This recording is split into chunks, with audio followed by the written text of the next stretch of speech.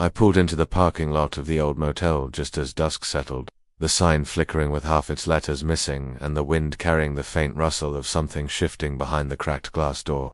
I'd booked for one night at the Raven's Rest Motel purely out of necessity, the highway meltdown, exhaustion, no other motels for miles, but from the moment I stepped across the threshold I sensed something else was waiting. The lobby smelled of stale cigarette smoke and something metallic, like old blood or oil, and the receptionist hardly glanced up from her ledger before sliding a heavy brass key across the counter. Room 13. The corridor was dim, the carpets threadbare, the wallpaper peeled in long curling strips, and as I reached the door, I felt a sudden cold gust even though the air conditioner hummed continuously. Inside the room the light flickered once, then steadied. I dropped my bag and walked to the window to look out over the empty parking lot, the sky turning a bruised purple. I turned and noticed the mirror opposite the bed was smudged and had something written faintly in the condensation. Leave. I wiped it away, but it reappeared, thicker. My phone buzzed with a message from my friend back home. "You okay?" And I typed back, "Yep, all good," though my fingers felt sluggish and the room seemed to breathe around me. I tried to scrub away the feeling of being watched, but every time I looked at the door, I thought I saw a silhouette beyond the peephole. I went to the bathroom and flicked the light on.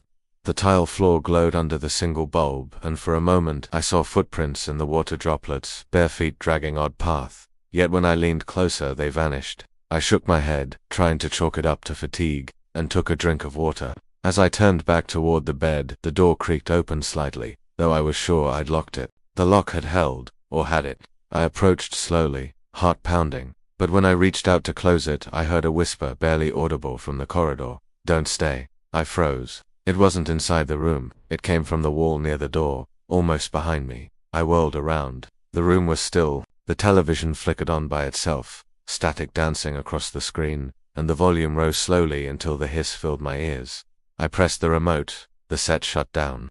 In the darkness the curtains parted on their own, a gust of wind howling through the crack.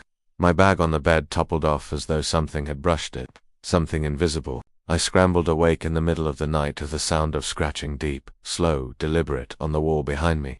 I grabbed the lamp, flipped it on, and the scratching stopped, but a wetness pooled beneath the wall socket, red-tinged. I backed away, then heard the heavy sigh of someone exhaling right beside my ear. I spun around. Nothing. My breath came shallow. I ran for the door, but the handle glowed faintly red and I couldn't twist it. The lock had changed.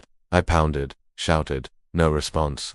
The corridor light flickered, turning from yellow to orange, then switched off entirely. In pitch darkness I heard footfalls, weight shifting outside the door, then a soft knock, 3 taps, deliberate. I pressed against the door, fists raw, waiting. Then the taps came again, faster, urgent. I whispered my name, no answer.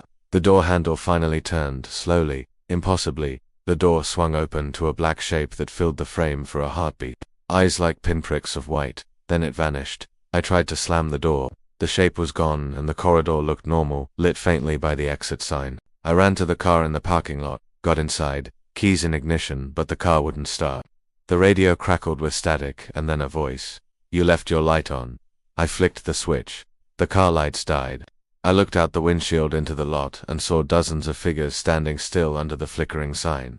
Each one pointed at my window. I locked the doors, sat there shaking, until the sign went out and the lot fell into oppressive darkness. At dawn I tried the car. It started instantly. I sped away without looking back. I drove for hours, replaying every moment, trying to convince myself I was imagining things. But then I looked at my phone for the first time in the daylight and there was a picture I hadn't taken. The room key with my name and room 13 printed lying on the bed, and in the mirror behind it, a face staring back at me that wasn't mine, grinning. I deleted the photo and threw the phone into the seat, but the image stayed behind my eyes. Even now I keep waking in the dark, heart racing, convinced I'll see those pinprick eyes at my bedroom door, and I can't stop hearing the whisper, "Don't stay."